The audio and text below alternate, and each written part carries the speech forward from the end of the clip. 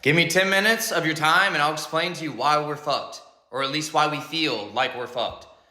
We live in such a bizarre world, a world where real community, this village feeling, this feeling of feeling solid in any kind of way is pretty much gone.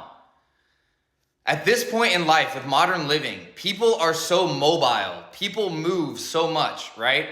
There's very few people who grow up in a place or move to a place in like their teenage, college years, or whatever, and then stay there the rest of their lives and build lifelong relationships, lifelong friendships. And even if you are living in the same area as someone else, people move so easily because of jobs, because of travel, right? Because of opportunities, right? People are just so mobile and scattered.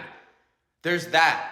Then there's all of the overstimulation and distractions, from social media to cell phones to content to all fame and success to like sexuality stuff to just freaking wars, right?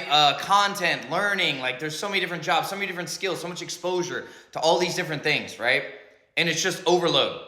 Like the society is literally overload. Take anything that you can think of, and we have almost taken it to the extreme. So you have all of that. Then you have the generations, I'm 32, the generations that are my age and probably a little bit younger, maybe a little bit older as well, like right in that millennial generation. I'm Gen Z, whatever. I'm blanking on the different generations that are around those age ranges, but younger in general. If you're living to 100, let's say the bottom third, the youngest third of society. They are disillusioned, right? They are mostly disillusioned with the society. There are so many young men who don't give a fuck anymore. There are so many young men who've just resigned themselves and just said, forget it. I'll just chill in my house and just work my little job and pay rent forever and play video games in my spare time. That's it. That's going to be my life. And how many women, right? Women as well in certain ways. I think it's a little different for women, but especially a lot of men. And I think there are reasons for that, and I'll get into that in a little bit if I come back around to it. But like, I think of myself, right? The best example is to think of my own experiences in my own life, because that's going to give me the most like examples. I grew up, I was always liked. I had great friends. I had a great family. I did well in school ever since I was young. I played sports when I was young. I did really well in sports. I was captain of playing football, baseball through high school and stuff. I stopped sports after high school because I wanted to focus on college and school. That served me very well. I got tons of scholarships. I got my schooling paid for. I saved up money and started investing in real estate, right? Like, I'm not trying to gas myself and hype myself up. I'm just trying to tell a story here. All that happened. Went to school, got freaking straight A's in school, became a biologist, got a 4.0, graduated with all these awards, studied abroad, published in Nature, right? Did all these like scientific things, right? If people aren't aware of that, it's like publishing in journals, right? You're doing research, like high-level research. Go to New Zealand. I go to grad school, right? I get my PhD, yada, yada, yada, right? I'm investing in houses this whole time as well during my spare time. Investing, making money, flipping, and then I'm starting to rent houses over time too, right? I'm starting to build, right? As time goes on. I've done all of that in my life, and now I've taught for a nonprofit. I've taught as a professor. I'm making music now. I make just random videos in my free time because of whatever. Like, basically, I've hit a point in my life where I have a good amount of time and space to really sit and think about myself and think about society, and I've already been like that anyway. I'm a very deep thinker, introspective, philosopher type of mindset, right?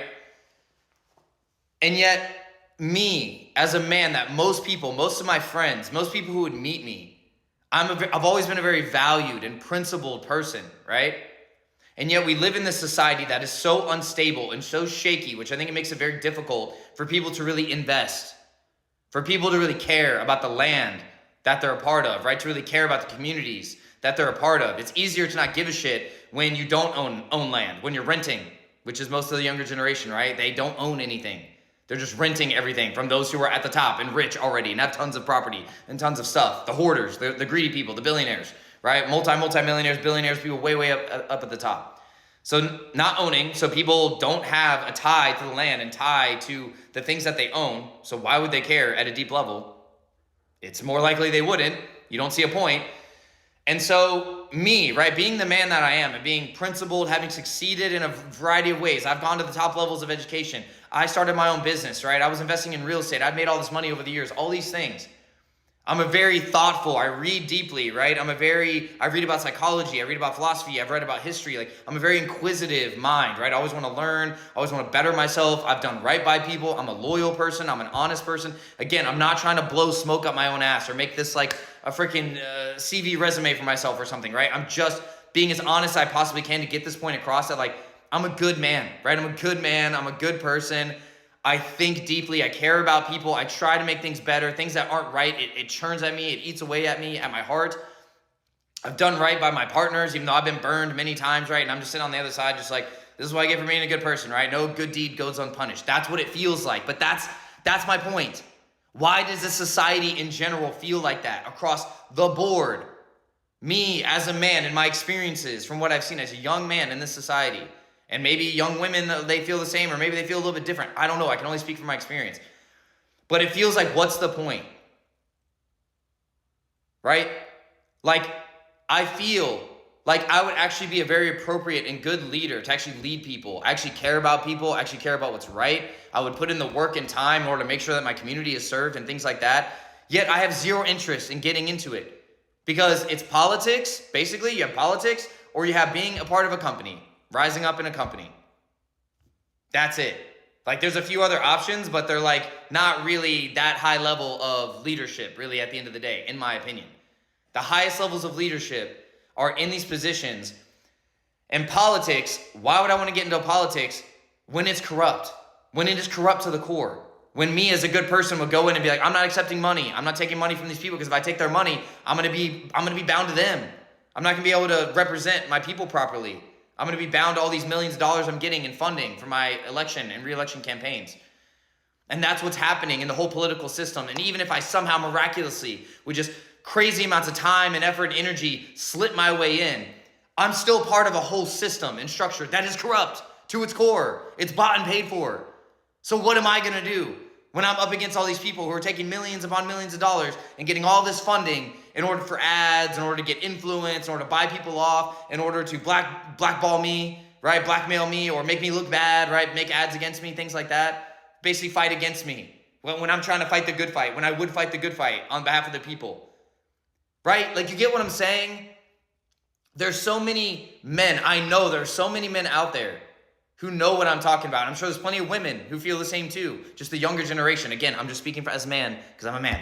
Like, you can be good and intelligent and smart, like a virtuous man, right? People that you read about in history and you look up to, that you're like, wow, this person really cared about something deeper than just themselves. They really cared beyond money.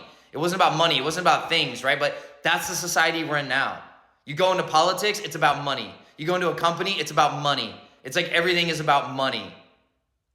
Everything is about materialism, right? It's not the most virtuous man in our society that gets rewarded. In fact, those men are often knocked. Those men are actually find it harder to stay in companies and rise up, or stay in the government and rise up, even though these are the men who, with actual morals, with actual principles, who actually hold their ground and stick to truth and try to fight the good fight for themselves and for the community and for the world. And yet they are the ones who feel so disenfranchised, who feel so disillusioned with this society and all these systems, because they see, like I see. Do I want to be a politician? Hell no, I don't want to be a politician. It's corrupt. I would have to be corrupt. I would have to corrupt myself I would have to sell myself out and sell my soul to be in there. Getting famous and getting fame, and a lot of that, I'm not saying all of it, but a lot of it is selling out, is selling your soul. Rising up in companies, once again, a lot of it is selling out and selling your soul. That company's not really doing something right, that company's harming people, or it's funding improper things. You just keep your mouth shut. You don't speak out. You don't speak out again. You want to speak out and say what's right? Good luck. Good luck rising up in the ranks. No, you toe the line. That's what it all is. You just toe the line of the money, of the power, of the control that's already up at the top. And we're all just feeding everything up to the top.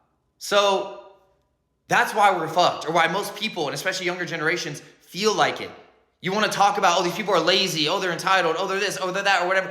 We're in a system that is corrupted to its core. And you expect good men and good women to give a shit. No, most good people want to get the fuck out of here. I know that's my deeper desire. Even though I stay in the ring somewhat, every day, more and more, I feel the calling to just go into the woods in a cabin and just drink some tea and sit by the river and let society go destroy itself.